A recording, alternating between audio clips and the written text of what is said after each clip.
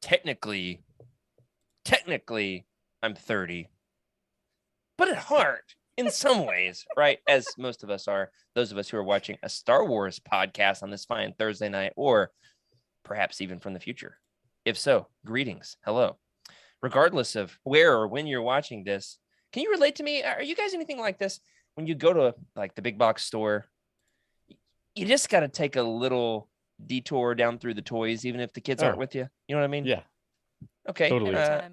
Not just me. That's good. That's good. I went through the Star Wars section the other day. They had some like Obi-Wan, Darth Vader lightsabers, maybe a few other random Star Wars toys. Star Wars section was lacking a little bit. Let's be honest. You know what wasn't? And Freddy, as soon as this happened, I was like, I cannot wait to tell Freddy. But since we've been podcasting together for 3.5 years now, at this point, I never message Freddy anything during the week. I just save it for the show. In fact, it's become an inside joke whenever Rick tries to share something in Slack. He's like, I know, save it for the show. It's fine. Freddy, I'm going down through the aisle in Walmart the other day. You know what's back with a vengeance? Beast Wars. Oh my gosh, yes. The Beast Wars are back, my friend. What? My favorite was Cheetor back in the day. I got a Cheetor. Yeah. Yeah, Cheetor was my if I were to be a Beast War, right? If I were McDonald's a Cheetor. Transformer. Go back to the Jared one cam here for a second. Very sad Cheetor. His head is so very tiny sad for his body. Why is his Sorry, head what are Cheetor? these things? What are these things? They look like Sid from Toy Story got a hold of like some random bits. And just, like, this is threw 'em together. Cheetor. With a tiny head. Freddy, explain Beast Wars to somebody who has no idea what we're talking about. Okay, well, let's take you into a synopsis of episode 1, shall we, of Beast Wars. There are 2 factions, of course, of the Transformers, the Autobots, and sorry, I'm not into the lore of the Transformers, so yeah. I apologize there. The good guys and the bad guys, there we go. And as they land on this planet, for some reason... Is that one of them? Predacons and... Yeah, something I forget. Decepticons, we're close. Predications, I don't remember. Yeah. Anyway, so these Transformers, of course, right? They I think naturally they land on a planet and they touch the first thing that they touch, and that's what they become. So you had a gorilla, a raptor, who I think eventually went to the good side for a bit. I don't remember what happened with that arc. A cheetah. Oh, Tyrannosaurus my Rex. raptor. This one right here. Yeah. Yeah. For sure. Yep. Look A at spider. This tail. Look at that A wiggly nasty tail. spider. Amazing. Rhino. Don't know how all these. Here we go, Emily. They're Transformers, but instead of cars, they're animals. They're beasts. Except for this one, which terrible example. It's an animal and a car. That's the worst possible example. And this is like a thing. Like a lot of people liked this. This one is also the worst example because it's a crab, a robot, and also somehow a tank. So terrible example. Here we go. Polar bear. What kind of / robot? They're back. That's awesome. So the Transformers were an 80s thing. And then in the 90s, in classic 90s fashion, we took the Transformers to the next level. And then we did it again and again and again. And so they were animals. Transformers, but not cars. Animals. They were animals. And we also had Starship Troopers. Starship Troopers. And isn't there a Sith Lord that does this? Like she like makes all those like weird little like robot that like animal things that all like decay. She was in like she was in Bane, right? Bane. Yeah, she's in Bane. Yeah, robots, that's right. The Beast Wars Jared, and how Darth do you not Bane. Remember this? What? Yes. She like has to fight through all these like necrotic animals to like get to her holocron. I don't know if it was her it was like or Bane, sorcery. Yeah, they were just like you were right, totally right on. They were like necrotic animal, like robot animals. This one's like chimeras or something. Sure. This one has a huge. This is the 90s for you. Look at this freaking gun on the back of this sucker. The bigger, the better. It is so massive. This one I got for Christmas one year. He's got a big wheel on his chest. They're back, Freddy. Straight out of 1996. Go check out your local big box store. The aisles are lined with the Beast Wars. And I could not be more excited. I've not That's bought crazy. any of them. These are all my vintage Beast Wars. Each and every one of these is worth like over $100 now. Except Yeah. for And you're they're just throwing pretty them on the much- floor. They're pretty much all missing pieces. Blame my younger brother, am I right?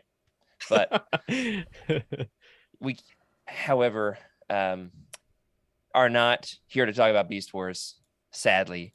We are here to talk about something else that we were doing in 1996. Some of us, Emma wasn't born, but she's here now for Legends Look Back. So without further ado, let's start the show.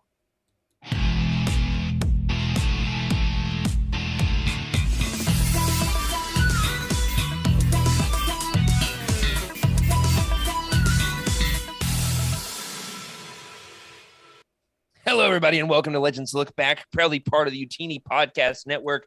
This is a Star Wars books podcast for people who definitely can't dunk a basketball, but can dunkaroo with the best of them, where we celebrate our rich EU history. Dunkaroos, they're also back. Saw those in the store the other day. We also dive into our lesser-known Star Wars classics. I'm your host, Jared Mays, and I'm joined by my legendary co-hosts, Freddy C.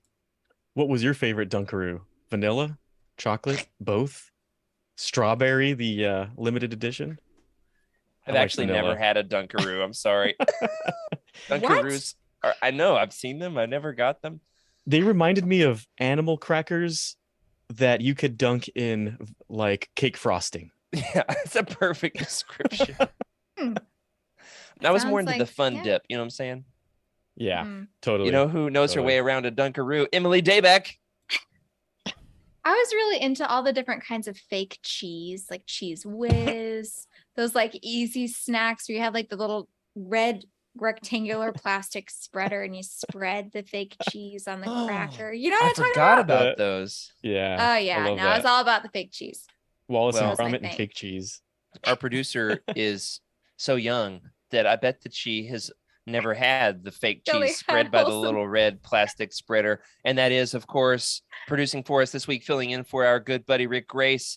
Emma, how are you, Emma? I am well. I'm confused, but I'm well.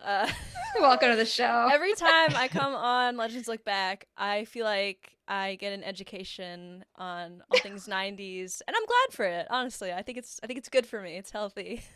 Well, it's coming Oh. back in. It's definitely in style. Yeah, Totally. for sure. I feel like No. everybody's taken like the worst of the 90s and made that into like a fashion trend lately. I'm I love very the worst confused. of the 90s. Absolutely.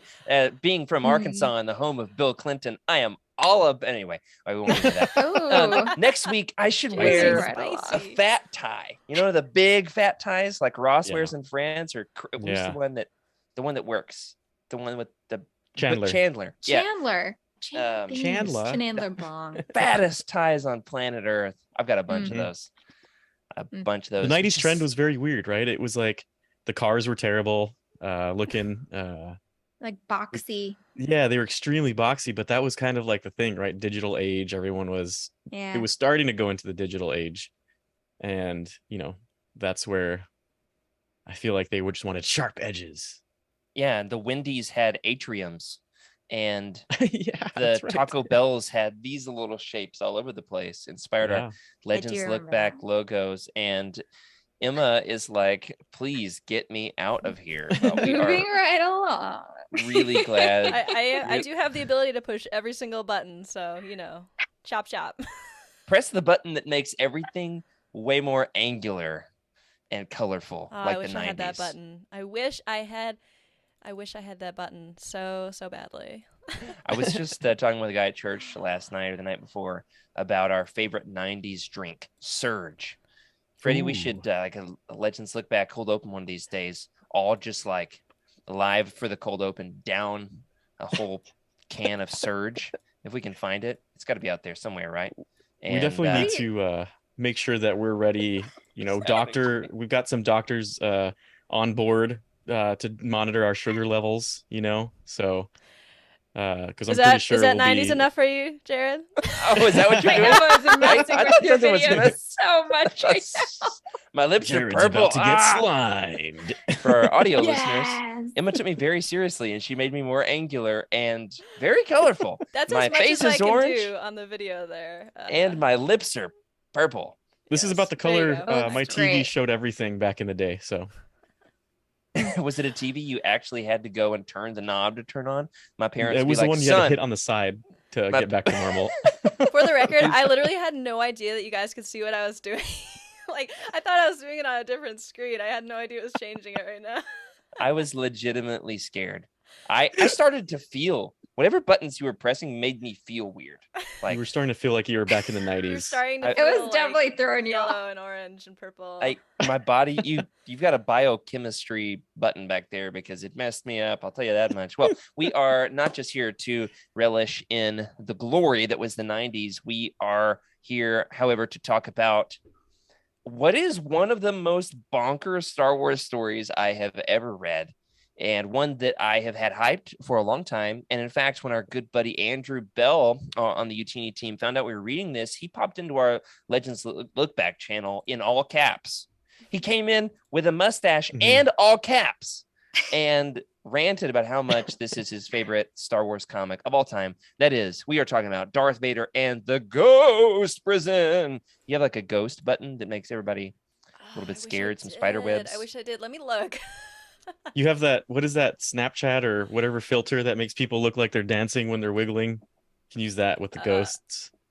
Man, Right, we that's need what to like ghosts do. suggest some. Snapchat. We I need to don't know. suggest some. These are such features to boomer OBS. requests. It's like we're like, do you have that filter that puts like a flower crown around my head? What about clip art?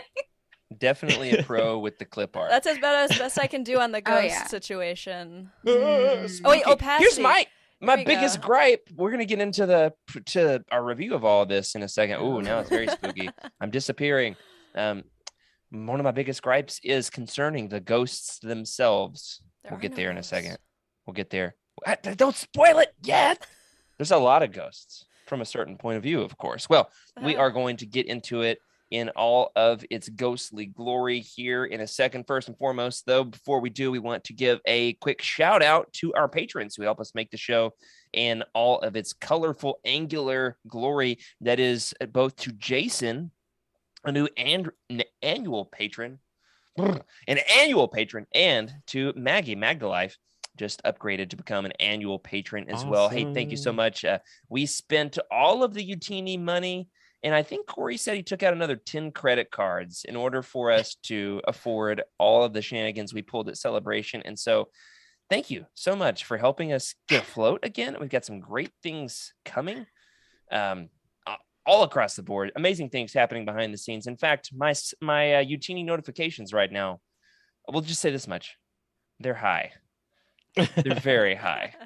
And so a lot of fun things in the works. Yeah. So, Freddy, why are we talking about Darth Vader in the Ghost Prison this particular week on Legends Look Back? And what does it have to do with this 13-pound monstrosity that I'm holding in my hands? Yes. So that's right. Oh. On May 4th, they released the Empire Omnibus. And they had two covers, I believe, for it, which were the two original artists for the variant and for the cover themselves, which was Tsuneo Sanda and was it Dave Wilkins, I believe? Yeah. Is the main Dave Wilkins is the prime cover artist, and the variant covers were all done by Tsuneo Sanda. We've talked about him before on the podcast. He's a Japanese artist. He's got a lot of Japanese flair in his art, and especially if you look at some of his. There's one with Yoda meditating on a rock, and it's like a Japanese-esque waves coming in, and just they can't touch Yoda. He's got this force dome. So beautiful art covers, and in that omnibus, there's quite a bit that it collects here. So I don't know if Jared, you want me to go over these? You want the team to go over some of this, or? Yeah, What are you thinking? the basic Okay. gist of it, I don't know that we need to read every last entry here. We are not going to be covering all 13 pounds of the Empire Omnibus because ain't nobody got time for that, and it's summertime. In fact, Emily didn't even read every single page of the 5 issues we asked her to read. But Oh my it's not- gosh. I don't even want to hear it. I was at my family's lake house, which is really a double wide on like a rural Alabama lake. Oh yeah, your And- lake house sounds like you really had it rough. Listen, I had to kill several types of insects. I'm not getting into it. But long story, I didn't have the service to read the whole thing. It wouldn't download it all. So I read everything but 2 pages and it really bugged me. Which pages were Anyway, they? Or I don't wanna tell me know. what happened on them, because obviously you I don't know. guessed But what happened based on context. I feel like I got the gist. they weren't the last 2 pages, were they? Because No. we'll just say this Last much. was a something big, that big was happens. Okay. Well, favorite part. Jared, I'm Oh my looking right gosh. here, and as Freddie was talking about the covers, I just realized you gave me the covers to show, so I just want to show them really quickly. Yeah, show them off, please. The Wilkins cover I have first. This is so cool. Oh, Like, I don't even know. Is it Yeah. cutting something Laser in discs. half? I don't even That's know. the cover to Darth Vader and the Ghost Prison #6. I know that. Oh, Wait, there's okay. not 6 issues. 6. Hold on. There's Number 5. only 5. Number 5. The 6th one is a ghost. Ha! Emily That's the starts ghost. panicking. It's like it didn't download a whole episode. What? Darth Vader and the Ghost Prison #5, because I got to it and I was like, hold up, wait a minute, I've seen that That's before. legit. What is he slicing in half? And it is actually one of the covers here. Wow. I don't know what is he Okay. slicing. Let us know in the chat. What do you think he's Beautiful slicing? Looks cover. like a crate to me. Or But why would droid he of be some doing sort. that? Oh, yeah, maybe a droid. Yeah, I'm not interesting. sure. I also have There the- that's right. There are droids in that he does massacre. Whole bunch of them that seem to be Oh, that's fairly right. easy. Yep, there's droids. Yeah. They were cool droids. I liked the Yeah. droids. Yeah. Not the most formidable of the droids. The but- Tsuneo Sanda cover. Yes, So there's is it 2 of them this- in there, this Emily. one? You'll see. I believe. Yeah, that's the one I got. Yeah, that's the main cover. The omnibus cover there. Look at that. Very cool. Yeah, that's awesome. Yeah. Which one did you get, Freddie? So there's I got the Tsuneo Sanda cover because I'm just a humongous fan of his art. So I've got this one here. If you look, Emily, Emma, there's another Tsuneo Sanda cover in there for the variant of the first. Oh, the I first- see it. I see it. This Yeah, one? check that out. Yeah, I think this is this That's it? awesome. Could I be. haven't Oh, seen it's So that the only before. two That's is in the book. Tsuneo Sanda is the name. Yeah, this is it. This is the cover for the first variant cover. So It's another. awesome. So that was another one piece of his work. the panels in the book? Like in the second, or I think it's the second. Gosh, not Vader chapter. walking away from the Sith Episode? infiltrator, because that's a cool shot. Yeah. Okay. He's like on Coruscant while it's burning, and there's the light coming in, and his helmet's reflecting the light. It's very detailed. It's like Great in use movies of light when and smoke when and like fire. when you cool people walk away from explosions. It's like that Yeah. Yes. Is that not how you walk away from explosions? Because every time. okay, perfect. Normally, when I walk away from explosions, it's like pointing like it was somebody else's fault, wasn't me.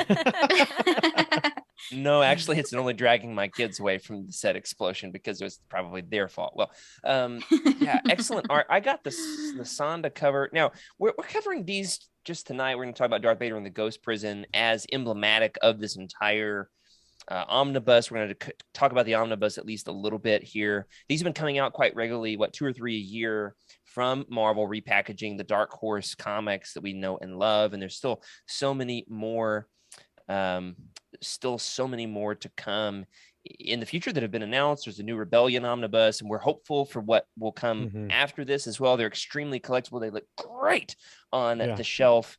I really love these. Been a great way to get back into them. Sadly, I didn't own this one digitally and actually read it from this massive collectible piece in bed. I mean, it was rough. just at one point I was trying to If you do my fall asleep, stretches. You risk a lot reading that in bed, because if you fall asleep Yeah, really. and you drop that thing, you're gonna have like a broken nose. At one point, I was trying to do my stretches on the floor and had this thing suspended up over my head, and my wife was like, "What are you doing?" I was like, "I'm committed to the asking for show. it. I don't have any spare time this week." Well, I do want to show off one more thing as we're talking about the cover art here. We've been discussing in the Discord how after the Knights of the Old Republic omnibus, they've pivoted to putting the cover art in this black box. Mhm. What is your opinion on putting the cover in the box? I mean, it looks kind of classy. I'm also kind of frustrated. I don't like it at all. I despise it. And my reasoning is I feel like the art is so beautiful. And I know that we're just seeing a snippet of the art, right? Because they take pieces of a bigger piece. And I know that if they were to, maybe put some of the extended art around the cover. You know, I feel like it would just be a little bit more beautiful and collectible. But it's hard to hate because it also gives it this like classic, Yeah. Get several this of them classic lined up. coffee style book. I don't know how to describe it. It just looks very classic. So it's hard to be Can I Well, mad. it show you doesn't something? cover any of the art with the words, which is nice. That's That's a good probably why they point. made that choice. Yeah. The spines look good. I like that they put a little thumbnail of the cover art on the spine. I don't know if I've revealed this on the show before. We have a little strip tease here on Legends Look Back. I'm gonna take the dust jacket off and blow your friggin' minds. Are you ready for this? I'm ready. Mm. Oh my They goodness. print smokes. more art Okay, That that was is way what we're talking sexier than I about. thought it would be. on the actual. So after I discovered this, That's awesome. after I discovered this, I went to Oh all my my gosh. omnibuses, Omnibuy. went over there and took all their dust Wow. jackets off, and they're gorgeous. I'm telling you. Yeah. So every single omnibus has something like that underneath. It does. Yeah, they're- y'all and vamp they're for a second. beautiful. I'll find them and we'll show them off. Yeah. Oh my goodness. I mean, So that's a wrap. that's what I was talking about right there. If for those audiobook listeners, audio listeners, what Jared showed there was he took the dust jacket off, and it was the entire cover was almost like concept art from the comic book, maybe like a cover that didn't quite make it. So as Jared looks right now for his additional omnibuy, and hopefully he doesn't pass Knock one away off in the the shelf process. These things are friggin' humongous. Throw out getting your his workout backwards in and now. forward at a time. What are you doing? It's Yeah. one at a time. That's like over 50 Chug some water now. pounds right there. Yeah, so these books are beautiful. Jared, you need to show this off. For those who don't know We get the one what can. these are, for those that are also on the audio version of this podcast, you really should check out the video because this art is beautiful. All right, here's something There it fun is. with all this. I have totally forgotten what's underneath the dust jackets on all of these Ooh, because it's it a was surprise. gosh. maybe 6 months. It's right Jared after I moved in. reacts. Right after I moved into the house, I finally peeled the cellophane off of my omnibuy. It was a big thing. I didn't do it for months and months and months because I was going to move, and everybody said how good that the Ninth Republic omnibus smelled, and I was like, I'm going to sniff it so bad, but also needed to preserve it because we were moving. So I finally did. I cracked the cellophane, and we're going to sniff it right here live on air. Okay. Here's a little canon piece for you, Emma. The Darth Vader Yay. omnibus by Charles Sewell. We love Look that. at this. We're going to peel the dust jacket Perfect off, timing. and Vader is Ooh. there. Oh yeah. Oh man. That's awesome. Look at that. It is so rad. Looks Man, good you with don't like even the need the color dust scheme covers. in my room too. Oh, it palps his shoot. Okay. clothes. It's So clothed, that means it. Of course. Jared, that was Oh, a good man. pick with the Charles Soule 100th Yeah, this issue coming is out my yesterday. I haven't read it Yes. yet. Don't tell me. I'm not okay. gonna tell you. this is nice. one of my Go ahead, favorite crackings. You just got to do it. It's one of my Oh most my favorite. gosh. It does. You're it does getting smell a free really, sniff in there. Okay. really There it good. is. Really You good. ready to Okay. check this out? Mhm. Knights how of the Republic beautiful this is. omnibus. I want to get it one clean Oh. peel, like when you get a banana in one go. You know what I'm talking about? Here we go. Wow. Ah, Whoa. look at this. Oh wow. That is so The different. rat ghoul is right there in the middle, spreading for everybody. Okay. I love it. Yeah. Oh, that's so cool. Oh, and there's a rat ghoul on the back too. I call him a Wow. bat ghoul. You see what I'm saying? All right.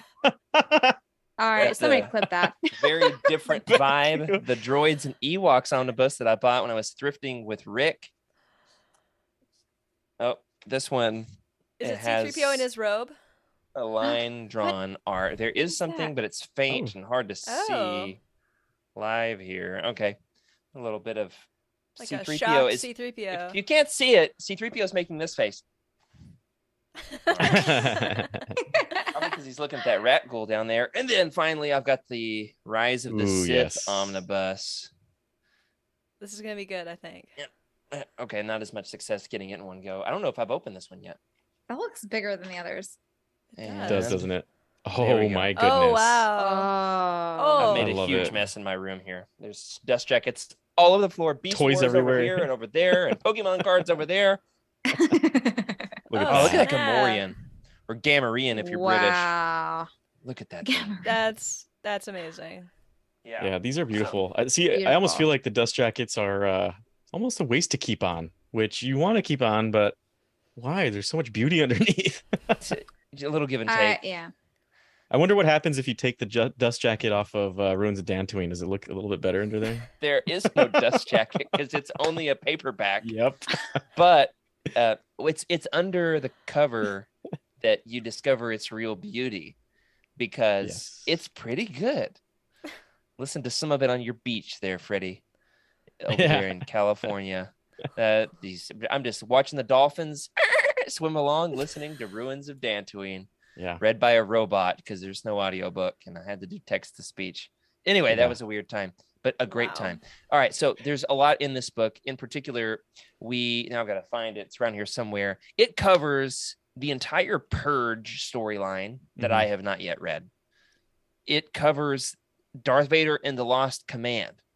It covers the entire Dark Times series. And then finally it concludes with the 5-issue miniseries, Darth Vader and the Ghost Prison. Had any of y'all read this before tonight's show? It had been a long time, to the point where I forgot what happened, and reading it felt fresh again. That's fun. So nice. I would say I read this probably in like the latter half of 2012, maybe 2013. But reading it again, nice. Well, because it came out in 2012. Oh, okay. Like, wow. Emily's like, that's a very specific number. I haven't read any of the other issues because this week has been very busy, but obviously I read Darth Vader and the Ghost Prison for this. The Purge series sounds interesting. Like, that's an interesting title to me. Yeah, this comic series has got me more interested in comics than any other comic. Yay! Awesome. Oh my gosh, it had everything. I'm so excited to talk about it. You mean it was better than what did we read, Emily? What was that? Hold on, it's in one of my omnibuy. I'll find it. Oh really? Okay, it's like it was Jedi. It's got Xanatos. Dark Jedi. Dark. Yes, it's something like that. Jedi the Dark Side. Jedi the Dark Side. You mean it's better than that, Emily? Yes. Isn't that the one with Qui-Gon? You could say so. Xanatos. Yes. Yeah, that was it. That was interesting. No, this one. Interesting. It was this one. Oh yeah. Oh yeah.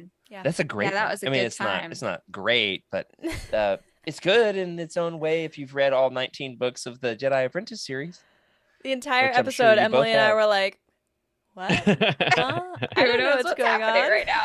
There's a song by famous rock band Rush called Xanadu. Xanadu. Rush. If you know, you know.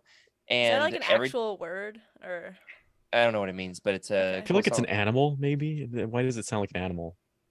Yeah, it sounds like an animal. Or like a tribe of people. And so every time I read Xanatos about Qui-Gon's former apprentice, I always read it in the Rush voice. Maybe some other people out there on the internet that'll resonate with them. It definitely didn't resonate with y'all. So no, definitely not. Swing and a miss. But you know what did resonate? This story. Oh my gosh, the art was gorgeous. Anyway, I don't want to derail by just ranting about how much I love this, but I love it. We're about to jump into a lot of this stuff, but I have some questions for Emma, because Emma is a canon person. So I'm curious to see a canon, someone who's been in canon read this. How does it compare? What is different? Because this is the Dark Horse era, I believe, right? Yeah. So I feel like it's a little grittier. So I'm curious to feel what you felt when you saw this versus what you've been used to recently. Yeah, this is an interesting question. I definitely noticed Vader is characterized very differently in canon than he was in Legends, at least in this story. In canon, you get more of his emotions, you get more of his thoughts and what his visions are like, and you get like inside his head. And here, I mean, I think he might have like 3 text bubbles total. He doesn't speak very much.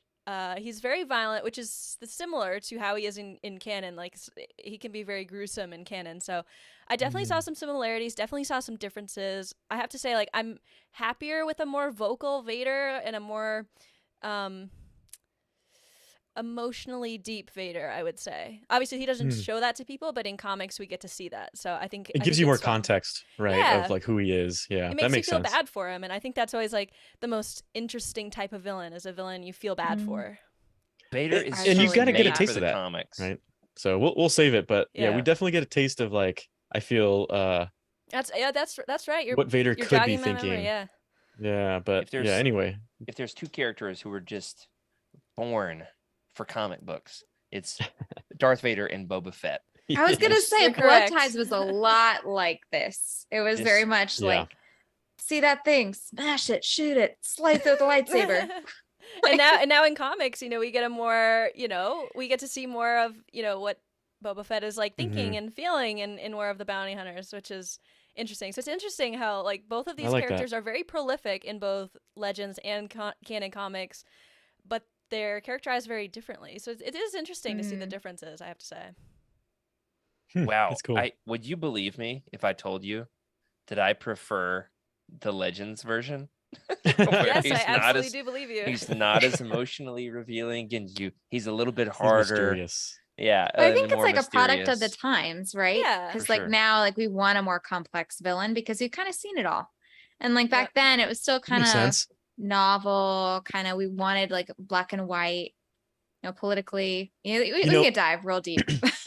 It Sure. could also be that George had more of a hold on these characters, Yeah. and people were just like, yeah, let's just not write too much. I Keep think it that there's simple. a lot of mystery still surrounding Darth Vader that nobody wanted to touch, like they were afraid to touch Yeah. it, and Yeah. now we've touched it enough that we can keep building on it. So Cool. yeah, And with all of that, we're going to get into it. So there is a lot here for us to talk about. I'm so excited. And I do think to that point that you made a second ago about his slicing things and blowing things up.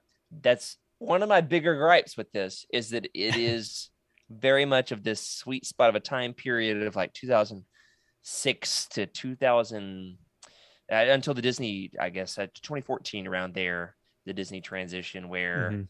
this is very much like your late 2000s action hero. And so we'll get there in a second. So this, of course, we're not going to talk about the entire Dark Horse. Well, they're all Dark Horse comics. The Marvel Omnibus. What do we call these things? You got the Legends Epic Collections, and then there's Mhm. the Del Rey Omnibus. Essential. oh These are just. It's just a Marvel Omnibus. Is that what I this think is? so. Yeah, There's I no don't fancy, I don't think they have a special name for it. massively long Marvel's name. Essential Legends Epic Yeah. Omnibus. Okay, that sounds right. Well, if we're gonna call it that, we're gonna call it that. Jared's like, we're missing some names here, people. What is it? Right. It can't There compare should be to at New least twice as many Jedi, words. Star Wars, New Jedi Order, Force Heretic 1. I can't even remember the title of the actual book because I've gotten Oh my caught up in all of its first names. What's the word for that? Prequels. All right. So I do want to play a little game though before we summarize the book. Ooh, I love Guess how many pages are in Oh, Star Wars, no. The Empire, Omnibus Volume 1 by Marvel, containing no Marvel comics, but they're all Dark Horse. How many pages are in this bad Are we boy? playing by Price is Right rules? Don't go over. Sure. Okay. Yeah. No, just like the closest guess wins. Okay. I'm gonna guess 1,200. 1,200, very good. Wow. Yeah, Price is Right is more fun. So What? don't. Okay, keep going. 466. 466, 1,200, very different numbers. Freddy? Yeah. I would go 800. And 800 in the chat. We're getting a couple people to guess. Skooma Joe says 1,000. Rocky Zim says $1. Hold on. That's not the way this game What works. is 589? That's also the wrong game. All right, here it is. Ready? 992 pages. So whoever guessed Ooh. 1,000, That was You- Freddie. Freddie always Skooma. wins. if Price No, is wait, Right no, what was rules, Freddie's? you lose. Freddy's Nia was won because she guessed Yeah, Nia 801. won with 801. She got that That's one. how you play. That's how you play the game. Got it in right under the wire. That is a huge omnibus, and I just love how much content they can cram into these things. Yeah. Mm. However, we didn't Seriously, read all the yeah. content. We just read 5 issues, and we're going to talk about those tonight. Darth Vader and the Ghost Prisoner was released in 2012, published by Dark Horse Comics. It was written by Hayden Blackman. Does anybody else know anything else that Hayden Blackman has worked on? He's Ooh. prolific in Yeah. the 2000s Legends. Did he? Oh my World. goodness! Oh my goodness! Did he do Open Seasons? No. I don't know. Maybe. Oh. That was not on my list, so we're gonna look it up. I don't know why. I think I'm completely wrong, but He wrote a Uh, lot of comics. He was the project lead on Star Wars Galaxies. Was he? Why do you bring Star Yeah. Wars Galaxies up in like literally every show? Open Seasons was by Hayden Every Blackman. Oh, You right. know, You it both just got permeates things that are not on Wow. my list. To be Mm. fair, my list is 2 things, so there's more. Ooh. I feel Okay, like he very did good. something with Darth Maul. Oh. Well, here's one for you, Freddie. He also was involved in the writing of Ruins of Dantooine. Oh Now, yes, that's why he Oh did my Star Wars gosh. How Galaxies. involved? Yep. There's another author, Veronica Roth, something. I think it's a hyphenated name. I apologize, Veronica. I quite liked the book, but his name is also on the cover, so we're counting it. All right. All right. What else? A Darth Maul something, says Emma. Maybe. I'm not super confident in that. Any other guesses? The Force got- Unleashed. The Force Unleashed. Yeah. He is the project lead and the lead writer on The Force Unleashed. I actually watched some Twitch streams a few years ago. Great with call. him and Sam Witwer and David Collins, the 3 of them playing the game Ooh. together. Oh, that Nice. sounds awesome. Wow. That's like Oh my gosh. the project lead of the game, the music designer and director of the music sound of And the droid. and the droid, yeah, and the actual voice actor. Yeah.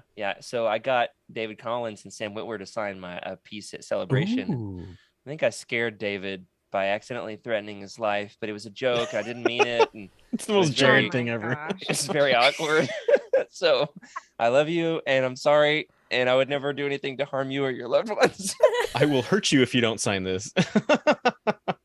Said something about like we were looking for a pen and he was like, oh, I just got to find something to sign this with. I was like, sign in with whatever you want. You can sign in blood for all I care. And he goes, whose blood? Not mine. That was I feel like we had some Oh. similar instances. It's like when I asked Bane, the Bane cosplayer, I was like, "Can you stab me with your lightsaber?" I wasn't, and he was just like, "Can we just flex our arms?" I was like, "All right." It was so good. So good. Okay, here's some other things by Hayden Blackman. So prolific of the 2000s, especially Dark Horse comics, but even video games, right? This period of Legends. We've not talked about him nearly enough on the show. Jango Fett Open Seasons, one of the best Star Wars comics ever written. Yeah. Period. Starfighter Crossbones, Star Wars Obsession, one of my favorite Legends comics. X-Wing Rogue Leader. He wrote 10 issues of Star Wars Republic. He wrote some stories in Star Wars Tales, some Clone Wars adventures, wrote a Purge story, The Force Unleashed, Darth Vader and the Lost Command, Darth Vader and the Voice. Nope, the Ghost Prison. He I thought you said you worked had 2 on your list. a ton of video games. I switched to a Found different another list because my list. list was incomplete. My list was he wrote Darth Vader in the Ghost Prison and The Force Unleashed, and co-wrote in some form or fashion Ruins of Dantooine. I just wanted to make sure we got Ruins of Dantooine in there, right? This is illustrated by Augustin Alessio, and that is my redneck pronunciation there. Also covers by Dave Wilkins. And now, were you saying that Sonda has covers for this too? Yeah, I believe it's only issue 1 where he has a variant cover. I don't believe he did any of the other. Okay, of not the main other covers. Yeah. And I forgot to write a summary. So we're going to do this Bible study style. And here's what I mean. We're going to go around the horn and summarize in like 1 to 2 sentences a piece what the story is. And we got to get it in like 1 minute here. So we're going to go around the horn. Each one of us is going to take a turn trying to summarize the plot. And together, between the 4 of us, we're going to tell the good folks what Darth Vader and the Ghost Prison is all Sounds about. extremely scary to me, but okay. Yes. So a form of Bible study is like you read the story and then you close it and then you have to like retell what happened in the story. And so it's like a little learning mechanism there. Yeah. So we're going to do it with this, which is very much the opposite of the Bible. So that's fun. Okay. I'll start us off. There is a lieutenant who has finished his academy training on Coruscant, and his name is Tom, and his face is all burned, and he graduates valedictorian, and then there's of a one of huge the schools. and then there's huge explosion Yeah. on Coruscant, and everything goes to pieces. Freddy, you're next. All right, can I do this like Tom Kane? The Republic has fallen. The Republic has fallen. The Yes. Empire must survive. In order to do so, a fresh new wave of graduates comes through the Imperial Academy. And what happens next is your guess. Okay, very good. Yeah, so it does take place in that right after Order 66, like very early Empire kind of story, my understanding. Okay, Emily, you're next. There's a coup. Yeah. And the whole empire gets overthrown. Vader barely escapes with his life. Emperor Palpatine is presumed dead. And next thing you know, Vader has teamed up with this valedictorian of the oh my gosh, Imperial Academy. Yeah, the Imperial Academy. And they go to the Jedi temple to find more information about a secret. Super rad. Yeah. Secret prison. Okay. Emily, Emma, we didn't warn you. Your names are so freaking similar. Oh my gosh. Okay. It's been really throwing everybody off. Emma, what is you're up next. What's your summary? Okay. They go to the ghost prison, which is hidden by some sort of strange mechanism no one understands. They find a bunch of prisoners, like hundreds of them, and they just decide very intelligently to just release them all and fight it out for themselves. And then they convince them to join their makeshift army by blackmail and coercion. But only 33 of them make it. Right. Out of like blood everywhere. Out of 87 or something like that. I'm gonna have to get that Tom Kane thing done. I like that. It's pretty good. Those are all really cool. Those are all very good summaries, honestly. It's crazy because it there's so many things that happen, right? The Republic has fallen because it talks about some of that stuff. And it talks about the morale of the Empire, right? Everyone's kind of not feeling it yet, and there's still insurgency across the I guess the galaxy.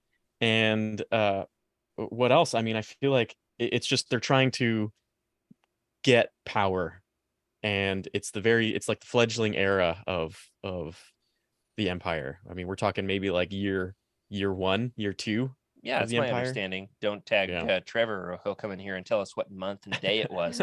Actually, we love him for it. Luckily, it's like early morning over there, I think. So I think we're safe. Yeah, absolutely.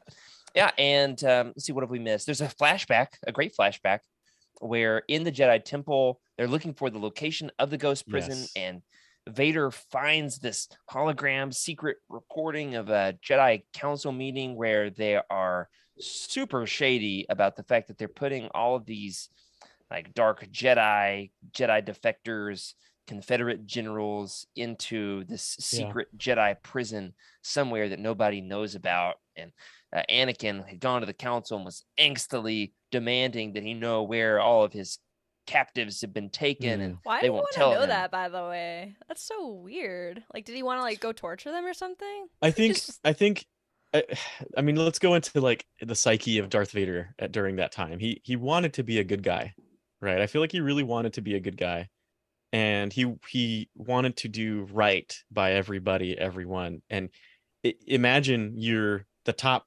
performing general in the army, and you're just like, how come I don't know where these people at? He may have guaranteed them, he's not going to kill them or safety, and then they disappear, and he's like, are you killing them? Yeah, he's having an ethics moment, I would say. Yeah, that's fair. Yeah, it's a good explanation for sure. And then the massive plot thing that we have not yet mentioned is the general is fried by the guy that's overthrowing, what's his name, Gintis, is the one who's staging the coup. He's absolutely fried like some KFC by Emperor Palpatine from behind, right? You can't even see him. It's like shooting him in the back, and except for with lightning instead of a gun. And yeah, it was a beautiful page. The lightning bursting onto the page, I felt like it was bursting out of the page. It was just awesome. And then at the very end, Tom has done such a good job at all of this. Good boy, Tom. In fact, he's done so well that Vader kills him And he's So unceremoniously, he's like, "Will you mentor me?" And Vader's like, "Nah," and just he tosses. says never. That's the last words of the entire story, aren't they? Never I think- stand for rivals. Didn't Darth Yeah. Vader say, and I quote, "Palps, get open, alley-oop." I remember that for sure. He in Definitely. fact did Exactly say what that. It was Alley-oop. there. So, Oh my by the way, gosh. spoiler warning. This is spoiler heavy territory. So, if you have not yet read Darth Vader and the Ghost Prison, That's a pretty big one at the end. yeah, it's a big one. It's a Did he big one. alley-ooped Tom? No. Here's the big, Tom who? lightning page. Look at this thing. Vader Oh cooking my this gosh. guy. Absolutely Yeah. roasting him. Posterized. Very much Yeah. posterized. Absolutely. Yeah. So, look, let's get into the characters and then the overarching questions. There's two main original characters, and the fact that I have not read any of Purge or Dark Times has me wondering, are these characters in anything else that I've not yet read? I've read a good amount of Legends comics, but I've not yet read Purge or Dark Times. So we just skipped to the very end of the omnibus, right? But it's not necessary, I don't think, that you read those before you read this. At least I hope not. I'm not 100% sure if either of these characters are in anything else in Legends comics, but at least my understanding is that both Tom and Moff Tracha are original characters. So let's talk about the differences and similarities between these two bad boys, good bad boys, in Darth Vader and the Ghost Prison. Lieutenant Tom, first and foremost, how would you describe him, and how is he different from Moff Tracha? It's funny because I would say Tom is very much the studious kind of, the one that was always in the library reviewing files, very technical, maybe a loner, and he has complete unfettered faith in a being that he probably barely knows, which is always very interesting to me, how he could be so loyal to something that he really doesn't know anything about. So bit of a follower there, but too smart for his own good. He reminds me of Thrawn. Okay, Very studious, but kind of not people smart. Yeah. sure. Yeah, lacking charisma for sure. Hmm. -2 charisma if you were a D&D player, right? He's like Awesome. Advantage. Tom is like the goody two shoes, but not in a good way. In a lot of cases, although it made him survive, I suppose. But I also think he's a great example of what happens when you meet your heroes. Like, he met the headmaster guy and like worshipped him, and then literally the next day after he met him, he threw a coup. So true. What terrible Yeah. timing. Yeah. Like, oh, I guess like all of my friends and my like fearless leader, they're all lying to me. Yeah. Yeah, And he's one like, thing I okay did, with it. yeah, one thing I noticed, or at least I tried to see if there was a theme, was to see if there were different impressions during different face showings of him, right? Because he had the burnt face, then he had the two-face, and then he Yeah, he had had the two normal faces. face. And I Mhm. feel like when they showed the burnt side of his face, he was more ruthless. When they showed the unburnt side of his face, he was kind of like, but why do you want me to? I can't do that. That's against the rules, No kind of way. guy. I did not pick And up on then that detail. Are you serious? I didn't either. That's possibly, That is awesome. I'd have to go through and like look at every scene and reanalyze it. And I when gotta they go find showed that both shot where he faces, shoots it was that like guy. critical moments. So Freddy, you you're Oh, might where want he's to check like that in out. between, wavering Yeah. in between with his loyalties. Yeah, Oh, it's that's a interesting. great detail. That I is love beautiful. that. And that's part of what makes this so good. Is it's a thought-provoking Yeah. kind of exploring the gray areas of Star Wars kind of story, which is on the Yeah. one hand why I think it's successful. On the other hand, part of why I'm a little bit eye rolly with it is I kind of like the good guy is heroic and inspires you to want to be a better man kind of story, Tales of the Jedi sort of thing. There's a lot of gray areas in that one too. But anyway, this to me is very indicative of the times of the 2000s with your gray Jedi, dark and broody. We want Star Wars to be dark and gritty kind of thing. You see what I'm saying? Yeah. I think that they were going for like a certain vibe with this miniseries, and I think It's the all about the vibe- vibes for sure. Yes, I think the vibe was that reality show what would you do, but in Star Wars? Y'all know That's what I'm talking It's about? Like lost they on place me, hidden unfortunately. cameras and they like see what like ethical decisions people would make in a certain Yeah, situation. like- Y'all Okay. know what I'm talking some about? guy might lose a wallet Ah. and Yeah. they have like the camera on the wallet and the Yeah. person's like, do I take it? Like, what do I do? And Yeah. you get to see their Mm. outcome and they get embarrassed. Yeah, I can see Yeah. this as that an would make- exercise that in would make ethics. sense. It is Definitely. because you've got one guy who wants to be the emperor and who's like, we need to stop sending. Well, he had a kind of some attachment issues there, right? My sons, I understand. Like, yes, they like that's how they all treated each other. They were all like his father and they were his sons. And That's General Gentis, the one who's performing the coup. sorry, yeah. His Yeah. basic idea on why he does so, I think, makes him an interesting kind of foil for Vader here, is that he says that the Empire is sending off all these students that I've trained to die, and they just keep coming back and being sent to the graveyard and the incinerator. And so he stages the coup so as to save his quote unquote sons. Yeah, trying to fill in the there's gaps since I definitely didn't write the summary. an appropriate attachment. Can I For Yeah. sure. say, while we're on the topic But a very of, interesting idea. while we're on the topic of him, I would like to just point out Gentis is super sexist. He's like all these fine men and all my sons. Like, boy, do you not have any women among your ranks? Like, Well, see, my that's God. that's I didn't even notice that, believe it or not. Really? that I would say that's kind of like the early 2000s, right? Where Yeah. people started becoming more aware of what they were saying and what they were doing. But not quite, right? There were still, you go to McDonald's, you want a boy or a girl toy? They look inside, okay, you got a baby daughter, here's the girl toy. It's like, no, we were talking about this before the show. We Keep were. those sky right? dancers out of my car. That's all I've got to say. The sky dancers. Those are the They best can ones. sky dance on out of here. But What was yeah, it like? You would like rip it and it would fly up. It's like a But if it was freaking like Vader with, Beyblade, like, you a know what those are? lightsaber, Like the You know? Oh, Oh yeah, the It's like a helicopter spinning sabers. Let it rip. Oh, I would love that. Let's someone make the mashup of man. sky dancers and the Inquisitors saber Oh copters, heck please. yeah, Oh, that'd be I cool. would love that. that would be great. Yeah, that's a great. I'm glad you pointed that out, Emma. That this story, that's kind of its problem for me, and we'll rate it at the end. Let me forget. The fact that it is very much like the book that you would hand to your I don't know, dude bro Star Wars friend. Yeah. You want a agree, hardcore Star Wars story? I've got the story for you. Yeah, like very like. If I'm not mistaken, war I think and there's only one. violence and, yeah. Yeah, there's only one female character, right, in this whole Yeah, story. and she's used as the love interest. But there's the No, Jedi there were a that couple. gets There's skewered. like the Jedi. Yeah, the Jedi who was in charge of the prison. The one who we saw in like She two dies panels. immediately. That's right. Don't she even know has her one name, line, and they're like and very then clear about that. She's all, And oh, then, thank you for relieving me. Boom. they left the Jedi to protect the prison. One Jedi, and she's like, "Oh man, I've been waiting ages for somebody to come and relieve me." And Vader says, "You are relieved of duty." And skewers her.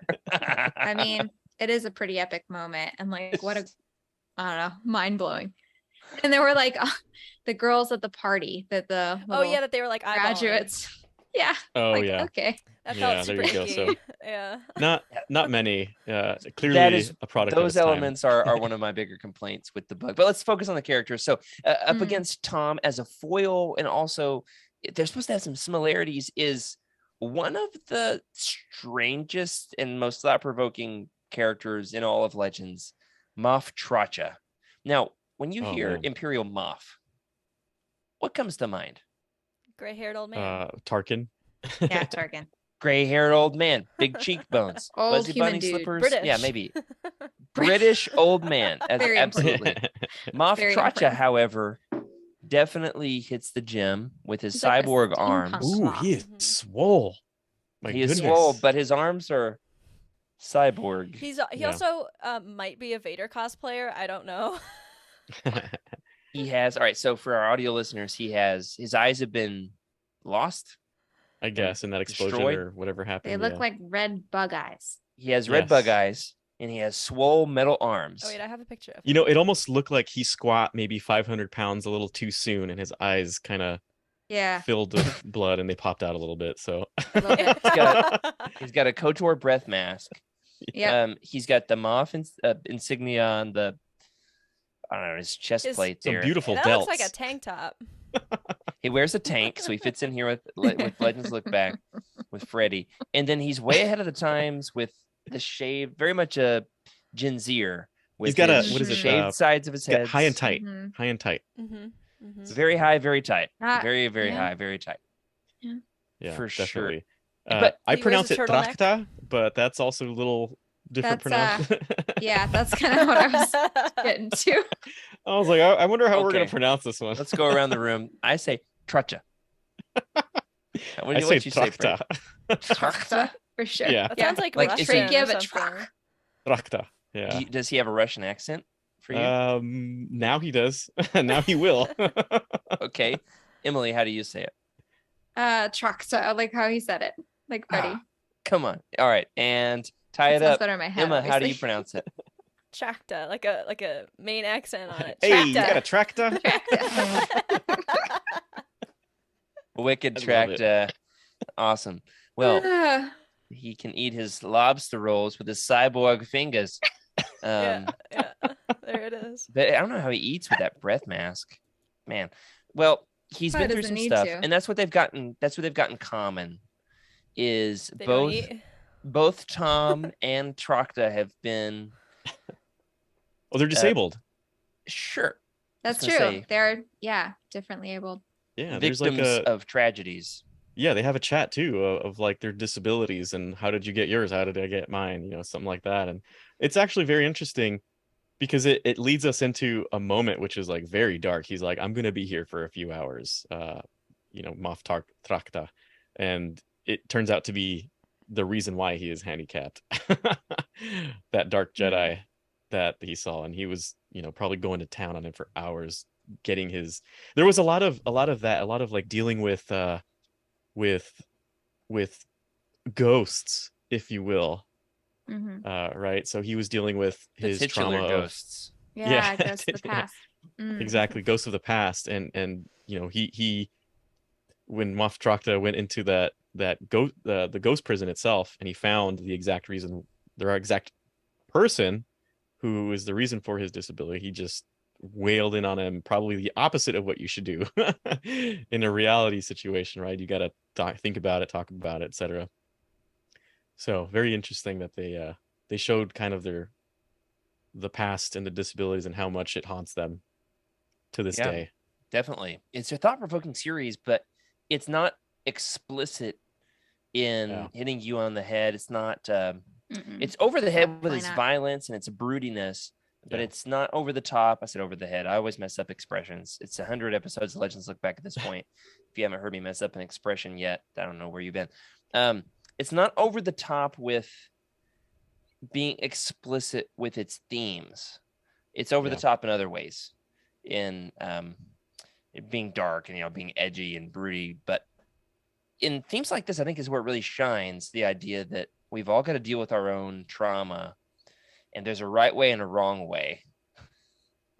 And Yeah. here's an example of the wrong way. Just seek vengeance on those who have done you wrong, because it's he's got these physical disabilities, but it's like it's showing that it's eating him up from the inside out, and there's nothing that's going to satiate that desire. That's what I was thinking. Like after he kills this guy, like what next? What is he gonna focus on, right? What is he gonna do?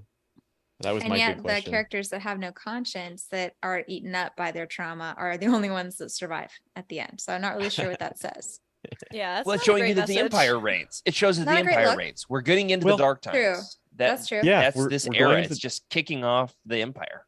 it totally, right? We're in the first year probably these academics, or maybe 4 years or so, however long it takes to go through it. I We think got he had 3 or even 4 months in specified. the chat here from Yeah. Caleb Laminack. Okay, we're there you go. 3 to 4 months after the fall. There you go, Caleb. Thank you there. So I don't very even know where I early. was going with this. I got totally off. Well, track she with... said the only characters that survive are the ones so who we're- handle their we're- trauma most the story, brutally. right? We're told the story from the point of view of Tom, and it's not TOM. It's what THOM or Yeah, I kind of read Yeah. it as tomb. T-O-H-M. Thom. Or I read it Tom. as Tom, but Star Warsy. Yeah. I Yeah, I unfortunately mean, I read it definitely as got that thumb, vibe. which I'm absolutely positive it's not supposed to be because it sounds horrible. Hey, Thom. Oh. Yeah. I thought Tom, just Yeah. Tom, But now I'm regular gonna call him Tom. I thought Tom was a good name because he's very much just like a Tom. It's like He's just like it's like a Kevin from nice the High guy. Republic, you know? Let's see, but- Keavan. Oh yeah. Right. But Tomb But that's works our point of because he view. dies at the end. That's Our true point too. of view too, right? That's like Yeah. our story is this is what he sees Darth Vader as, this monstrous, murdering, absolute, darkness surrounding him. He's super powerful. He's just walking out there as bolts are flying by and just slaughters things. So I can get that point of view. And he does, unfortunately, his demise. That I did not honestly see that coming until the Emperor put it in play. And I was like, there we go. I saw it coming because he was just kind of wimpy. I just kind of found him as like He he's underestimated the always- dark side. That's for sure. It's also don't underestimate it. Here's a big problem with Star Wars storytelling across the board. Original characters, you expect them to die. If there's a character that's not in the films, in the I would say originals or prequels, a new character that's created, personally, you expect that they're going to be gone. Yeah. That particularly if it's a story that fits in, like not expanding the story past Return of the Jedi, but In anything between two movies. you just kind of Mhm. assume they're going to die. The Rogue One problem, right? Good point. You say, Yeah. where are these people by the time of A New Hope? Oh yeah, there they go. They're all dead. That was kind of, and his name is Tom, and he's a little wimpy. From page one, I just kind of Admiral thought this. Tom. I kind of that's right. I thought that. I thought. What's the song by David Bowie? Agent Tom. Agent Tom. Earth to Agent. What's it? You know what I'm talking about? Yeah, I do. I can't think of it. Major Tom. That's what I was thinking. Agent Tom. With this entire book. Okay, I saw it coming. How about you guys? Freddie says he didn't see it coming. I didn't see it coming. I didn't either. I kind of when it happened, I went, oh. Hold on. Yeah. You Yeah, called him I had to Tomb through the reread whole it. book and you didn't see it Tom. coming? No, and normally I see these things coming, but like Yeah. I literally had. I think I was going back. I don't even think I caught it on the first read through. Actually, I was going back to get art, and I was like, I did a double take. It's like, wait, Yeah. what? Like, who does he It throw was- over the edge? It was the moment that Palpatine said he could almost be a rival for you. And to me, that's Palpatine being Palpatine, right? Oh. He's Yeah, got to challenge his Sith apprentice. It's like I thought we could get like a happy ending in Star Wars, but then Yeah. we can't. It doesn't happen very We can't. frequently. The story called hold on. You thought that the story Darth Vader in the Ghost Prison that was written almost entirely in shades of gray, you thought was going to be a happy ending? I mean, I thought it was like maybe an they were trying to origin throw- story for somebody. Yeah, I thought they were trying to like throw us a curveball or something. Yeah, Okay. Mixed up. Like I keep can us see on that. the edge of our seats, We all expect him to die, so make him live. You know what I mean? And then on the very Yeah. last page, Make him die. Yeah. Vader. I mean, and that it's was an epic honestly ending. probably the best death of the whole thing because it was like Oh, yeah. everybody else is like super bloody, and it was like, nah, just like he flicks him off the edge. He says, "Never suffer rivals," and then the next 5-6 panels are just him falling, and it gets Yeah. grayer and grayer and Yeah. grayer. I mean, it was expertly done. I think in terms of how well does this story achieve what it's setting out to achieve, it does it very well. Then the question is it trying to achieve something that's interesting to you? And I Yeah. think for a lot of people, the answer is yes. For a lot of people, the answer might be no. But we'll get to that in a second. So I've got a theory. You guys ready for this sweeping declaration? Ooh. We'll lay good. something out here. Tom is the template, the Tomplate, if you will, for Hux. I could see it. Why? I could see it. Yeah, definitely. He's redheaded. Well- Sure. He's an Imperial true believer. He's a young gun right out the academy. Mhm. He's ambitious. Yeah. What else? I mean, the true believer part is really it, right? Tom is a true believer of the Empire and serving the emperor, which was very interesting when Trakta now it sounds like tractor to me. I'll never forget it. When Trakta told him, but if Gentis, right, Gentis succeeds, then he is the emperor. So you serve the emperor. And that was a kind of a catch-22. He's like, wait a minute, I guess I shouldn't really be loyal to the emperor. I should be loyal like the emperor. I should be loyal to whoever is the emperor. And that kind of threw him a curveball, and you could see his thought on it. He didn't have anything to say. It was kind of and that's what I like about this comic book. I feel like obviously it's told through a report, and the report fills in kind of like the I guess professional version of what happened, and then you kind of get taken along through the ride of the comic, showing you the image of what's actually happening. And fairly interesting, honestly. I love the way not too much text. It was very few, and there was a lot of panels that were empty, very sparse. Yeah, and it was all action based. It feels like great. Honestly, I love this comic book. I can't believe I haven't read it since 2013. It's so good. This is one that gets a lot of great reviews, and I just never gotten to, because I've tried to save some of the great works of Legends for late in my Legends reading, just to save some things for after the Lando Calrissian trilogy that I will eventually one day finish. I will definitely finish it for sure. I've tried to just save some of these that I've known are great and have just not yet touched. I'm glad that I did them. It's great. I've really loved it. And there's still some other good stuff out there I can't wait to dive into. Definitely. So you're with me on the Proto Hux thing. I appreciate it. Yeah. Lays can I make a Hux. counterpoint to yes, your sure. Hux thing? Absolutely. Hux ended up being a spy in episode 9. I don't think Tom would ever do that. But he said, you should have asked me yesterday. Remember when his friend after the coup, friend, he's like, you should have asked me before. I thought that was an interesting. That part was interesting. Yeah. What did you guys think of that? Because I read it, and I it was one of those things where I was like, you know what, I'm just gonna have to ask somebody else what they thought of that, because it didn't quite click with me, so I just kept reading. Well, it didn't really click with me either, but because I mean, I didn't think he meant that he would have I feel like maybe he meant if things were different, if he hadn't if he wasn't officially an Imperial officer, if he hadn't met his hero, you know what I mean? Because at that point he had no idea that Gentis was behind it. I don't know. I read it as he felt so betrayed by his classmates, by his friends, even by his everybody knew except for him, that they left him out. And because they left him out, he was going to serve Vader and take them down. He was so incredibly, as somebody who's been left out of a crowd, left behind by friends here and there, the desire to be right and to be included, to just be one of the guys, is so strong. I understood it as he was so miffed by the fact that his classmates, the FOMO was so strong, he was going to join Vader to destroy them. Yeah, I could see that. Okay, now that totally makes sense. And if I'm not mistaken as well, when he shoots him, it shows both of his faces. So that's where I started thinking, I wonder if this is a theme. So we'll have to go check that again. Oh, man, this I have to reread it. This gets deeper the more we talk about it. I love that. I love that. Moff Trotch, we talked about him a little bit. I just wonder, why doesn't Vader kill him? He seems so ambitious. And he and Vader don't quite see things eye to cyborg eye.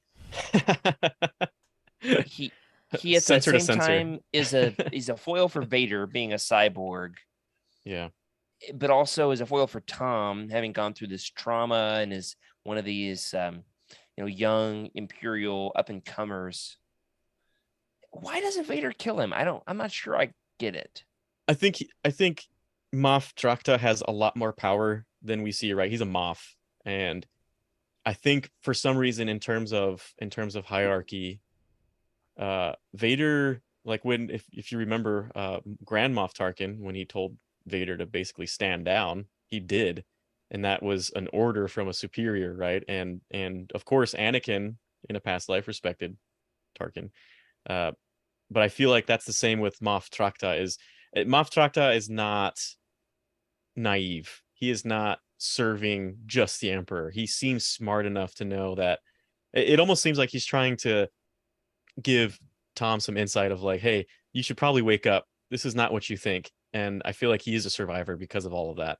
And he is jaded, and he's there to serve whoever is the Emperor. He's not extremely loyal, but he's also got enough power where Vader, when he says stand down or whatever, he does. There's this interesting line where he says that he would mentor Tom. Hey, Vader is a blunt instrument, but if you ever want to learn subtlety, come to me. Yeah. I'm not sure what to make of that, other than to say he kind of had his own game here, and I wondered if he'd be used in later Legends stories. But obviously, the Disney acquisition happens a few months after this, so we don't get to see this character unless there's something I haven't read yet. I don't get to see this character developed beyond this. Yeah. I feel like Vader might think he can use him like as a. I think maybe Vader thinks he's like more loyal than he actually is. You know what I mean? Like maybe Vader is misreading him a little bit. Okay. Like, oh, he can be used as my weapon because obviously, maybe, you know, being a cyborg, he might almost respect him more in a weird way. Ah, good point. Yeah. Or That's a good disregard point. him too, because he Yeah. knows the Emperor's affinity for all things human.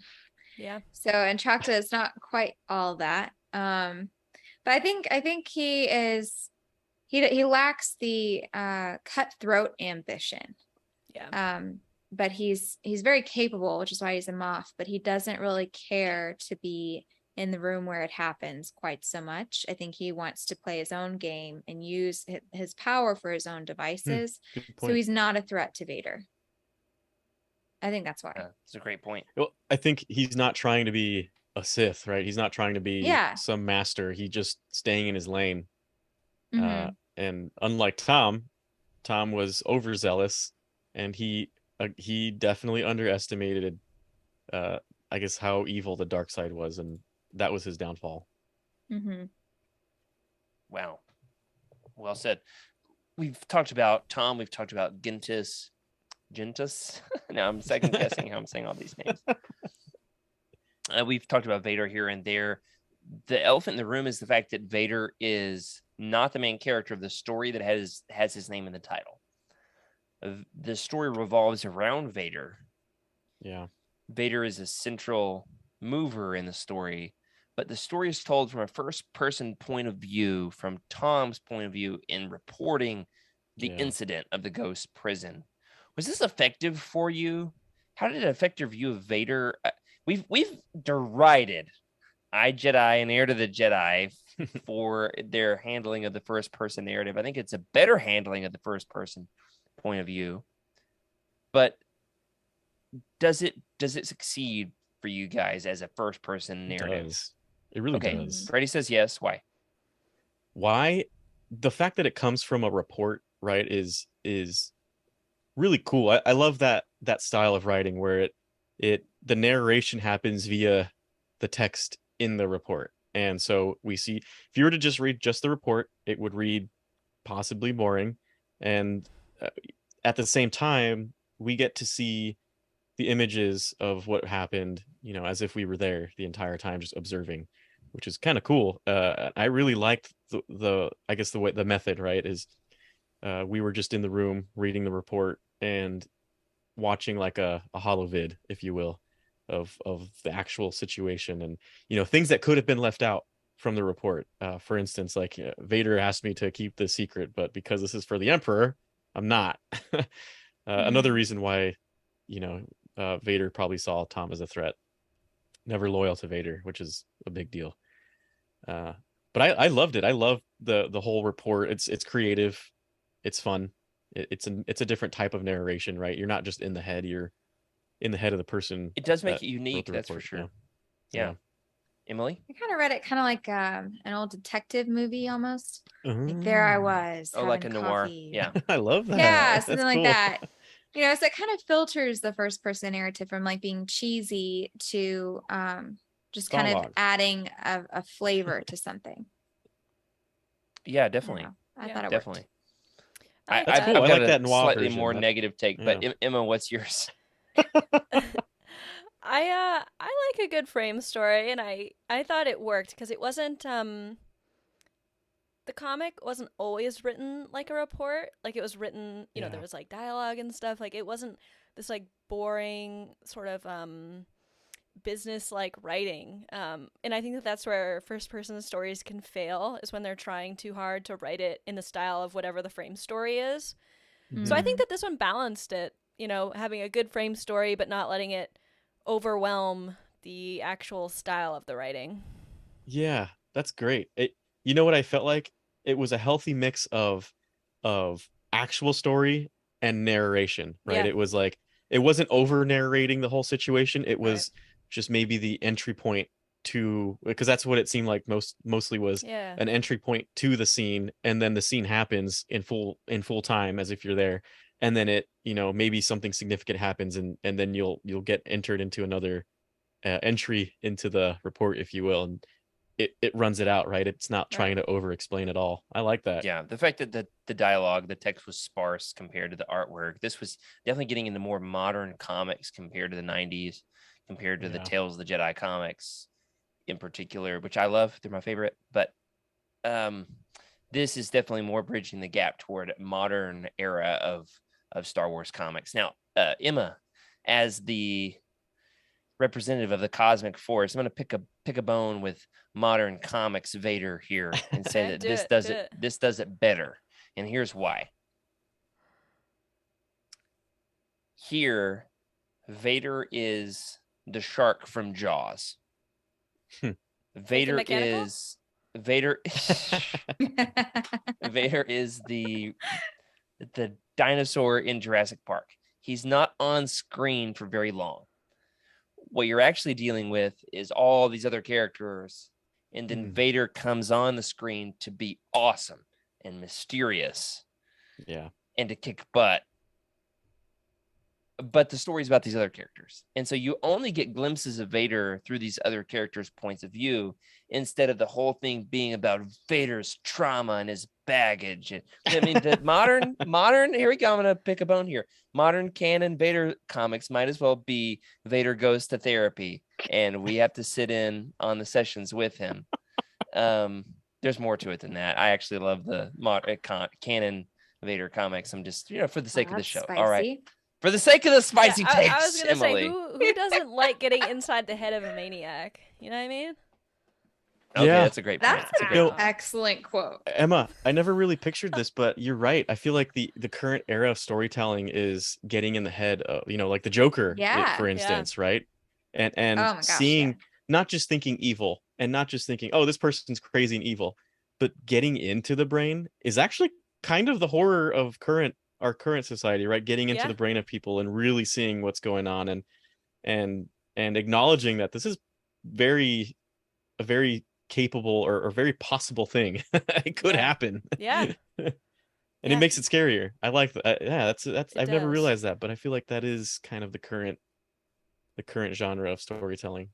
Yeah, for sure. But I mean, I can definitely see your point though, Jared, and that these are two very different Vaders that, you either like one or you don't. Like that's so that, I love both. That's I okay. love both, for the record. yeah. No, Yeah. But Good. Legends did it better. Just for the sake of for the okay. sake of the debate, right? we all know we all know what my comment is, so I'll withhold. I mean, you saw I spent like $80 on the canon Vader omnibus over here. So Oh yeah. just some great storytelling too. Yeah. All right, so one last question here before we wrap it up. We talked about the titular ghosts. My biggest gripe with this whole freaking story: there's no ghosts. There's no ghosts. There's no ghosts. No blue glowies. Definitely ghosts. We're the No ghosts ghosts. the whole Kidding? time. I want Afraid to of no see. ghost. I want to see some, the There's something moo-moos floating around, strange and in the neighborhood. that's We right. call ghost prison. Ghosts are all It's metaphorical. literally told from the narrative of a dead guy. Like, That's a ghost. Oh, that's Ghost a of- good. Ghost wait a of Vader. That just dawned on me. Okay. Okay, I Emily, mean, the you're ghost kind of of a genius Vader, for like that comment. Anakin. All right. The Unpack it, okay. Emily. Who are the ghosts? Who are the titular ghosts? Okay. Well, obviously Lieutenant Tom. Or Everyone's issues. Tom, however you want to call it. Yeah. So he's literally a ghost coming back from the grave to tell you about his experience with Vader. And then through through the whole story, you get like they go back to the Jedi Temple and you see Anakin's ghosts, like all of these like old people that was knew who he crazy. was before Vader. Because he arrested them and Yeah. he like just they all die basically. So I mean this is- they're Interesting. ghosts. This is my favorite part of Legends is when we have the prequels now to feed off of, and it kind of completes the story. Well, there's nothing obviously on the sequels, but it starts to ingrain some of the old Jedi stuff into like the other stories, and it's really cool because back in 90s and Yeah. stuff that didn't exist. Right. We didn't have any of that, and seeing Legends bring that in, it's almost like cool, I'm down. Yeah. Mhm. Okay. But So that's a good Tom point. is a ghost. Obi-Wan and his buddies, they're ghosts. Who else? Everyone's dealing with ghosts, Traka Yes, and like the trauma. his trauma. Tracta's got his ghosts. Okay. He made that dark Jedi into a ghost. Yes. Yeah, he did. Dealing with the trauma of his past and confronting his past. And then Tom and Tracta both having Yeah. past trauma. Oh my gosh. I mean, And we those are totally ghosts. forgot, like, one of the main twists of the story was they went to this prison to release all of the Confederacy prisoners, right? The Hmm. prisoners of war. And Vader just said, I want you to fight amongst yourselves, and whoever comes out of this is who we're going to use to overthrow Gentis and everybody, right? And it's funny because like the people who probably, and this goes to Caleb wrote an interesting comment that the failure of the Empire is possibly because it sacrifices some of its best officers. Yeah. And in that prison fight, you have like engineers, probably like generals, people with brain power who could be very useful, just exterminated in this fight. And the only ones that make it out are the ones that were, assassins or bounty hunters.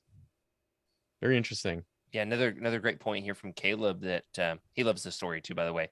Another great point from Caleb is that General Gintis has the ghosts of his sons leading him on. So Yeah. totally can I tell missed you- that one. Can I tell Missed you that what one I think, too. like the literal meaning of the title is? Yeah. I think they actually mean that the prison itself is hidden like a ghost. Oh, Yeah. that too. I think that's like what it means, I Yeah, think it's probably a lot more basic than what we're talking. Here's It is. another one. The ghost prison is Vader's armor. His armor is the ghost prison. The actual because without it, he'd be a freaking ghost. okay, so his ghosts are trapped in the armor with him. Like Obi-Wan and Yoda and Mace Windu and Yario Poof, all of those guys, they're the ghosts that make Vader into the Yario monster that he is. They haunt him. Oh, it's so awesome. I'd bump that up a whole 1/10 of a point in my rating. Yeah. Awesome. Especially when Vader discovered what was said after what he remembers, right? Because obviously Tom doesn't know what's going on, but he was like, I knew it. He was so pissed off at them and just utterly destroyed everything within his grasp. He was And that he was panel in absolutely particular, furious. I'm on the bus now. Yeah. That panel in particular is where it looks like he is fighting ghosts. I'm talking about specters here. All right. Specters. The flowy glowies. And to see Obi-Wan, right? Yeah. Obi-Wan is just like, man, this isn't right. We shouldn't leave Anakin in the dark. And he kind of just says, well, you guys know better, but I got to go look at it myself. I gotta. The biggest realization when you said that, Freddy, when you Okay, were like, go ahead, do it. when you were like, Obi-Wan said that Anakin shouldn't leave them, or they shouldn't leave Anakin out. That's kind of like what happened to Tom. Everybody left him out. Yeah. Oh, Oh. good point. Yeah. Dude. There's a lot of Story, ghosts, so deep. and yet there's none. It's such an amazing double entendre. Yeah. It is maybe the best wordplay in all of Star Wars storytelling. Next to what's the thing that like the Hutties there in episode 1 when Oh. Ichuta. Yeah, there it is. That's what I was thinking of. The best Hey, double entendre. Jared. I hate that I know since, that. Since Skooma Joe just put something in the chat, which I would say is another link to the ghost theory of this whole thing is just filled with ghosts. Just similar to a ghost ship, right? This ghost prison was just operating on one Jedi and a bunch of droids, and Skeleton crew. a skeleton crew. For all we know, if Ooh. Vader never went out to go find this prison could have existed for as long as that Jedi survived, and then maybe more. Yeah. So it's like a ghost wow. ship, a ghost Awesome. prison. Okay, so let's rate it. Let's go around the horn. I'll go ahead and give my rating first because I think mine's the lowest. I enjoyed it, but a big complaint, it's a little bit dark and broody and angsty 2000s of the time. It's a little bit seems a little sexist. It is ultimately for me falls short in the fact that it's not consequential for all of Legends overall. It's just its own little self-contained story, and I like the things that are connected to the bigger picture. Yeah. So I'm gonna give it like an 8.7. So it's good. It's like really, really good. Oh, we're not supposed to do numbers anymore. Dang Yeah, I it! was gonna say. I Oh, thought it was, Change like, my whole thing. We've been doing masterpiece 98 episodes of this. Do you and they remember? change it up. Do you remember them? Because I know them off the top of my head. Not a Oh, chance. Okay, It's masterpiece. the one master. Yeah. Yeah. Okay. Masterpiece, incredible, good. I think the next one is Yeah, this is my big gripe. fair. Is for me, it fits in between good and incredible. Okay. It's definitely It's incredible. probably incredible. It's probably incredible. Mine is Okay. incredible, bordering All right. on masterpiece. Incredible Yeah, boarding there on you go, masterpiece. Emily. Okay, great. That's where I was. I Why? loved it.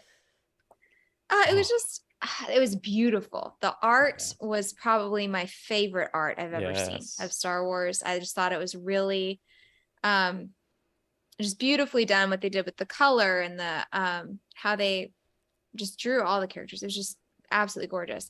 So I loved that. I loved that the story was, I kind of liked that it was self-contained. I liked that it wasn't, you didn't have to know a lot going in, and you could, that could be the only one you ever read and you'd be fine. And it was a You would huge not be twist at fine. the It end. would destroy you. I don't know. I just thought it was really fun. It was like You a could new read story it. of Star It's Wars just- no one had yeah. ever heard before. And like, yeah. Great points. Big Great points twist. all around for sure. It's very good. It's very good. Master, I would say that's a fair assessment. Incredible bordering on masterpiece. Almost a masterpiece. Almost. Almost a masterpiece. Your Okay. comment about it not being consequential for the rest of Legends made me, it kept me from saying masterpiece. Yeah.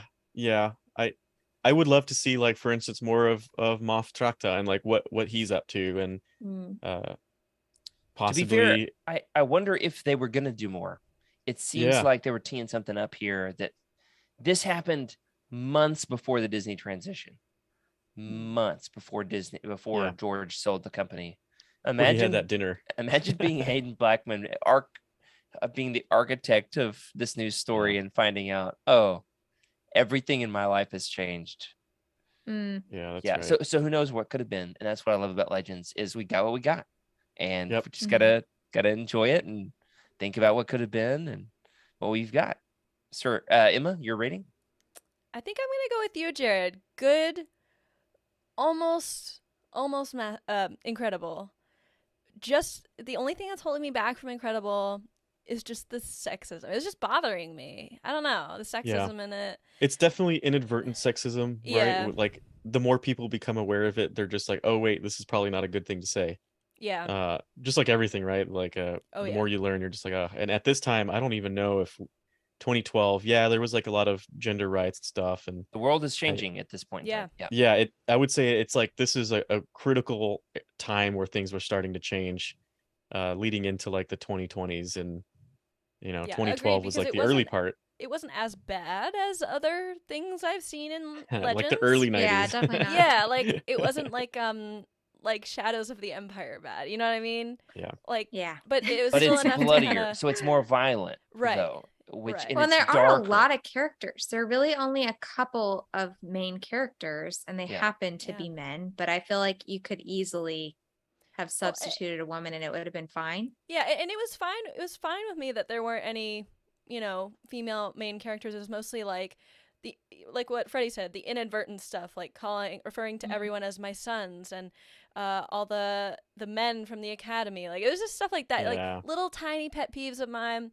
You're But just other like, oh, than the that- story isn't for me. Right. It's honestly yeah. what could have been true though during the Empire, right? They're That's very a good point. Maybe the they're- Empire was sexist too. The Legends Empire, at the least. Legends Empire. Yeah. Yeah. Sure. Very sexist. And very, what is it, anti-species of anything other than Speciest. humanoids. Sure. Speciest. Yeah, Yeah. speciest. No, that's a good So- point. It could be just, showing that the Empire. Yeah, Yeah. I'm down with that. But yeah, I enjoyed this overall. Like, I thought it was really entertaining. There were some twists I didn't Yeah. see coming, and I thought the art was cool. It was different than anything I'd ever seen before, and yeah, I dug it. The shot of Darth Maul's TIE what is that thing called? The Sith Oh, infiltrator The fact that they had that flying still. up on the ghost prison with this Oh, like wait, I have green that and picture. foggy is so unbelievably cool. At the same time, Oh, man, yeah. that's so cool.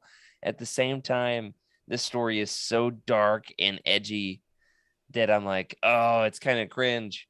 At the same time, I'm like, oh, it's so cool. At this, you know what I'm saying? At the same time, and so I'm glad that not every Legend story is this way. I'm glad that we've got some bright stories out there like Tales of the Jedi, which I adore, and I'm glad we've got some things like this that is so very much what it is. Oh, Freddy's got a Sith infiltrator. What is that? A Happy Meal toy? Possibly. It makes like the old cheap sci-fi sound. If you can hear that. Yeah, I heard a little bit. Not really. Sounds like Buzz Lightyear's laser. Toy Yeah, Story. there you go. Yeah, definitely. Yeah. Well, this has been a lot of fun. I'm glad we got a chance to read this. I'm looking forward to reading the rest of the omnibus. How about you guys? Yeah, definitely. Yeah, Yeah. I would totally. definitely read this. I really want to read more Vader comics now. That's for sure. Yeah, I'd like to dip into some of the canon Vader to see that. I yeah.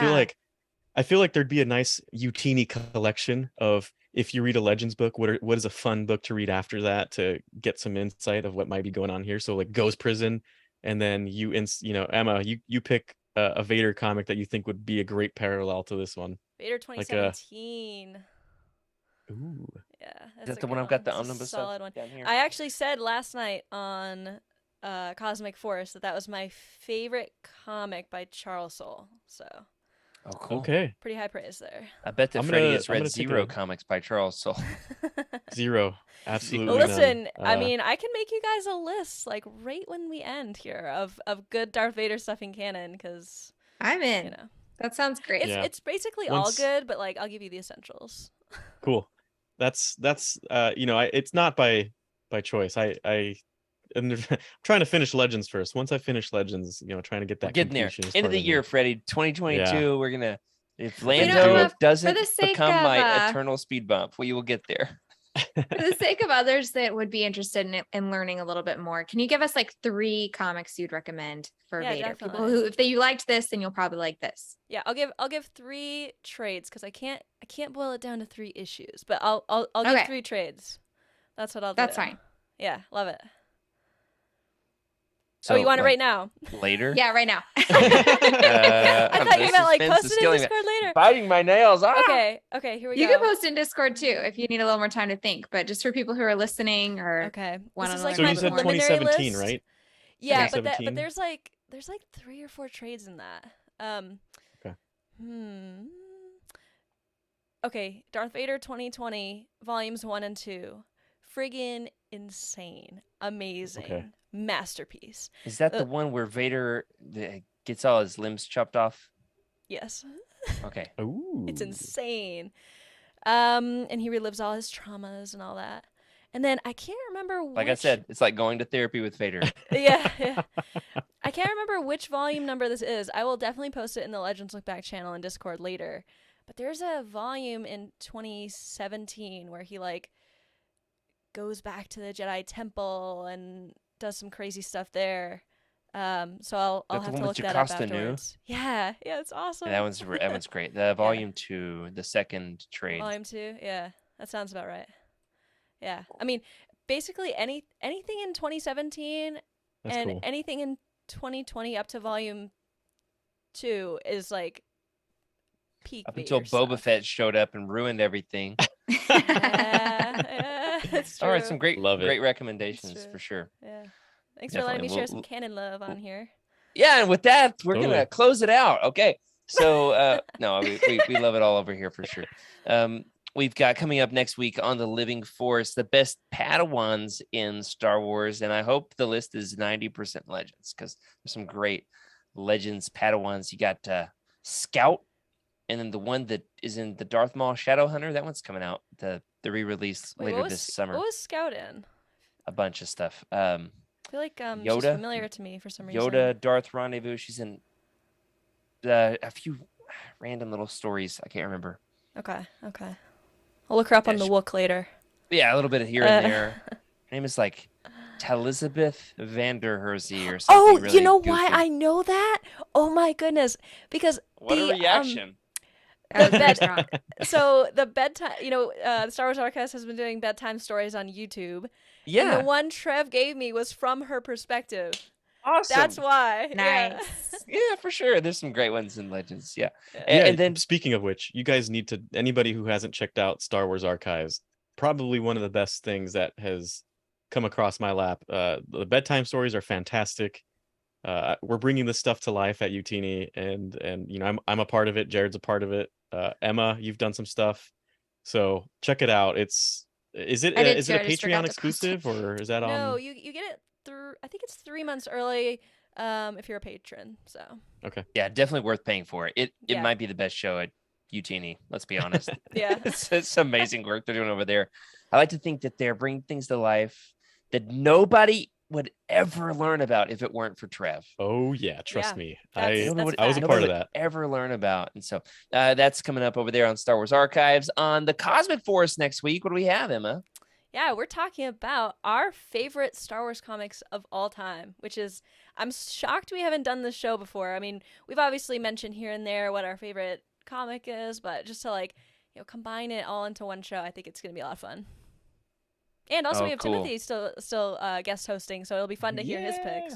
Yeah, love very talking to fun Tim. for sure. We've got a big episode of Legends Look Back coming up in a couple weeks with Corey. We're gonna do like a big Legends celebration of everything we love about Legends, and there will definitely be core and horn. But before that, we've got coming up next week, July's monthly catch-up show with our piles of loot, our Thraken's thrift stores, our listener feedback, the Legends race to the finish, all of that ridiculous nonsense that you know and love. But for now, that does it for this week. Thanks for joining us here on Legends Look Back. Thanks to our incredible patrons for your support. Thank you especially to the Jedi High Council, Brian Dooley, Earl Q, Patrick Ortiz, Carl Sander, the Alliance High Command, Elizabeth Cloutier, Sally, and Chris Eilerson. Remember, everybody, to sub to the channel on YouTube. Leave us a review in your podcast platform of choice. And, of course, if you'd like your thoughts read on the show, such as the amazing, beautiful comment, the email that we got the other day from our buddy over there, the pool hat guy. Oh, man, what's his name? We just call him the pool hat guy. The Corey cosplayer. That's right, the Corey cosplayer. I've blanked on his name. It's been a long show. Anyway, we'll get back around to make sure we'll read that next week. Get us some fantastic listener feedback. You can, of course, get your feedback into us. Elliot, there it is. I got it. Elliot. Thank you, Elliot. And we'll read that next week. Thank you to everybody who sends us feedback. Next week, we will read some of it. You can email us at legendslookback@utini.com. You can send a message in the Legends Look Back Discord channel. You can leave a comment on this episode on YouTube, or you can find us on Twitter at Legends Look Back, or I'm at Jared Q Mays. Freddie At Wake Up Freddy. Emily At Darth Dayback. and Emma. At Irma Jedi 26. Wonderful, excellent. And make sure that you ask Emma all of your canon Darth Vader questions, because she can field them way better than the three of us. Of course, if you're looking to buy some of these books, such as the 994-page omnibus that we talked about tonight, it's too heavy. I can't even pick it up with one hand over there.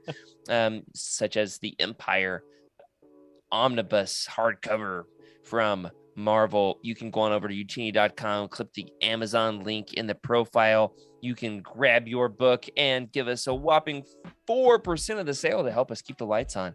It really does make a big difference. And after you've read the book or the comic, you let us know what you think. Leave us a review. And of course, remember to keep the Utini fan code and be a force for positivity in the fandom. May the force be with you.